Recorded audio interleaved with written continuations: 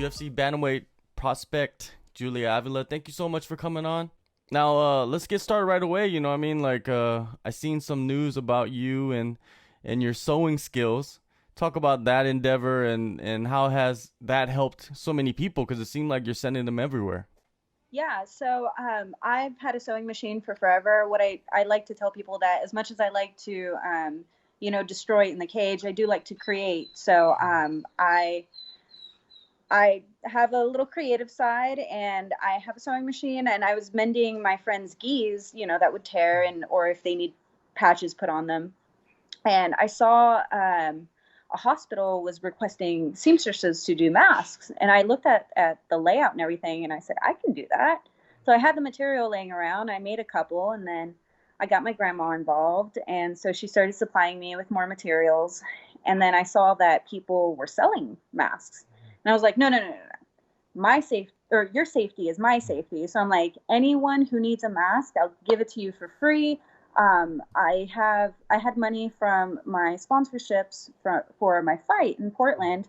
Obviously, that didn't happen, so I was like, you know what? I'm going to use that money towards making masks. And so I've made over 1,000 masks. I've sent them from coast to coast, border to border, and even a couple international. So uh, it's been pretty cool. It's been crazy. It takes up, my spare time, and I don't have a lot of that even in quarantine, but it's been good. Nowadays, a lot of people they just want to throw money. You know, what I mean, it's good that you actually put in a skill. Do you feel like you're improving your sewing skills? Oh yeah, for sure. I like to, like I said, I like to tinker. I like to create things. I once made a skirt out of an old pillowcase that I had. So it wasn't that fashionable, but it was super comfortable. Um, but I definitely think I'm going to be improving in that. I'm not going to be making any more clothing, but definitely some pretty high end masks. Are you documenting all of this? Are you filming yourself making the mask? Maybe you could create some channel or something and I mean, I could, but I do work full time. I'm still blessed to have remote working, so I work 9-hour days. I train full time. Aside from that, so really the mask is more of my downtime. So I get to, I don't want to make it a thing. I just want to help people. okay. Now, remote working, what does that entail? So I do. I have my computer set up here, and I just log into my computer at work, and I do the same thing that I would do there. I just do it here. How different is that for you being at home? Is it more comfortable? I love it. If I could, I would do this full time. I uh, I actually live really close to my job, my place of work. So I come home at lunch and I let the dogs, I let them out and I take them for walks and stuff. So it's not that different. I'm kind of a homebody anyways, so I do get to. I enjoy it. So, what is the lockdown situation where you live right now? So in Oklahoma, they just opened up some public spaces. There's still some requirements, being 6 feet apart. I don't think there's mask requirements in the state of Oklahoma, but a lot of people still are wearing them. A lot of people are requesting them. Um, I don't know. I don't go out much anyways. Like I said, I'm a huge homebody. If I go anywhere, it's to train, and most of so gyms are open, but again, it's very very limited. So I just do remote everything. Oh, really? So, what is the training that you're going through right now? Like, what is the schedule you have? So I co-quarantine with a very few people, and some of them being my main training partners, anyways. So I'm still getting a lot of really hard work. My home gym would put most other big box gyms to shame. So we've kind of like set ourselves up for success here with a lot of equipment and weights, and you know, worst comes to worst, I can always go run and do stuff like that. So um, wake up 4:30 every day. I work out for an hour um, every day. Then I go to work. and at lunch I work out for another hour. I get off of work, I go train for another hour, come back and make masks, and that's my day. Wow, it's you have no Boring. time. You have no extra time. No, and that's the way I like it. I like to be useful. I think anyone that has downtime is just it's just a lack of imagination. Last time we spoke, it was before UFC Singapore. You're very hyped to to get on that card, and then short notice, or not even short notice. It's just like very close to the show. It was canceled. The fight was canceled. Then you're set up for, I believe, UFC Portland, and then it switched to UFC Oklahoma City.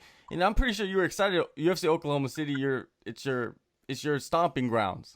So it wasn't going to be Oklahoma City. It was going to be in the casino, but it was on that same date.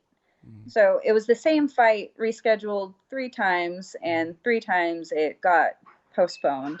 So yeah, the Portland obviously got canceled because Portland was hit with a pandemic, and then they rescheduled it for May, tomorrow, and that was going to be in California, I think. But I don't know. I honestly, I'll fight. I want to fight on the island. I think that would be cool. What intrigues you about the island most? It's kind of this surreal, like, fairy tale. I mean, it's kind of a fantasy, like Mortal Kombat type of deal. Two people come in, one leaves. Um, I don't know. I just think it would be really, really fun, and it would be fun to play up that fantasy of like being on the Mortal Kombat island, or like Battle Royale or something. You want to fight on the sand? Yeah, I'll do that. I've done it before. You've done it before. Oh yeah, I mean, California girl. We used to go out and wrestle in the sand, and I mean beach volleyball, and yeah. The BJJ Globetrotters, I went to a camp out in the Caribbean, and so just going out there, yeah, yeah, I would love it. Have they told you that you would possibly fight on the island? No, I kind of want to put it out there, just breathe life into it. The vibes. You want to put out the Yeah. vibes. Okay, okay. So the last 10 months, you've been a UFC fighter. You got a big win in your debut. Then the next months and months and months went by where it's like fights canceled, events canceled.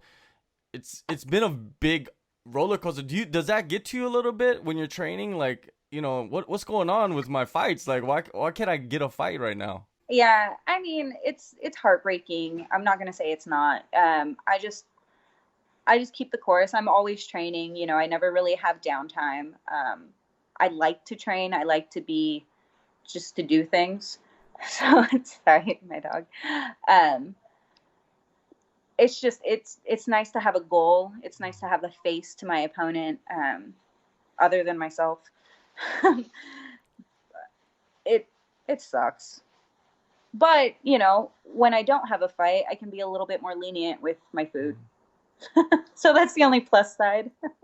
Definitely, definitely. That's always a plus. Yourself, a lot of people, if you read through the websites and online, they have, they support you. You know what I mean? They believe that you are one of the next big up and comers.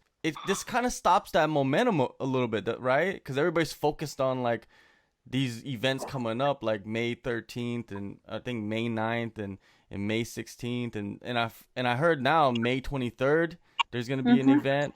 And where you want to I feel like May 13th, 16th is filled, so most likely May 23rd. Will you be ready for that? I would be ready if I needed to be. I'm not. I don't have anything on the books yet. I would prefer a kind of a camp. I know that there's a lot of fighters that need to fight for their own livelihood, so I get that. Um, I don't need to fight. I want to fight. Um, and people can sleep on me, but I'm going to become their worst nightmare if they do. Yeah. So it's not anything that I'm too concerned about. I'll make my statement when I get the opportunity to do so. I would prefer to fight sooner rather than later, but I know that the powers that be have their choices, and I'm not going to argue for it. I'm also not going to beg for it. So um, we'll just see what happens. It doesn't seem like the Cara Rosa. They want you to fight her, but it seems like it's not gonna happen, right? Because 3 times, come Three on, times. yeah. Yeah, I think. I don't know. I mean, who knows? Maybe we will fight in the future, but I mean, I'm ready for someone else. I'm ready for anyone. If it's her, then it's her. If it's not, then I'll beat someone else. Yeah, I'll beat well, Price. with the events, with the fighters in the states that are stateside, they're matching them up with fighters that are living stateside. So, any potential opponents in mind? You say you'll fight anybody, but sometimes you want to get an opponent that makes sense, right? You that will propel you up the rankings. That's what you Yeah, I want. mean, within reason. Mm. Definitely someone in the top 15. I think it would be really irresponsible for me to call, Amanda Mm. Nunes out. But eventually, I would like to fight her, whether, she have the title or not. I think that stylistically and just all around, that would be a great fight. Um, but yeah, top 15. I think that'd be cool. Start inching my way in. I need UFC ring time experience. I need pro experience. I don't have a lot of minutes in the ring. Um, my entire fight career has been 10 fights, including my amateur career. So like, it's not like I have this huge experience. So I would like to get in there. Have you ever given the thought of maybe testing the waters at 145? Have you ever thought about that? Nah, those girls are big. I don't. um, I mean, no, I think my my division is the bantam division. I I have fought at 145. I fought Marion Renault at 145 actually.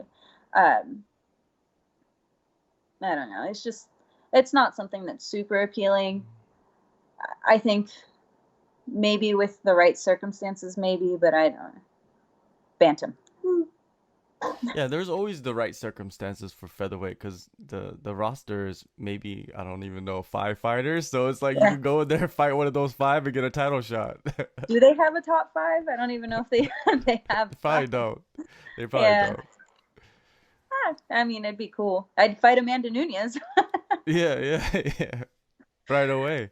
Yeah. Hey, Holly Holmes did, so why not? Yeah. Well, hmm. I don't know.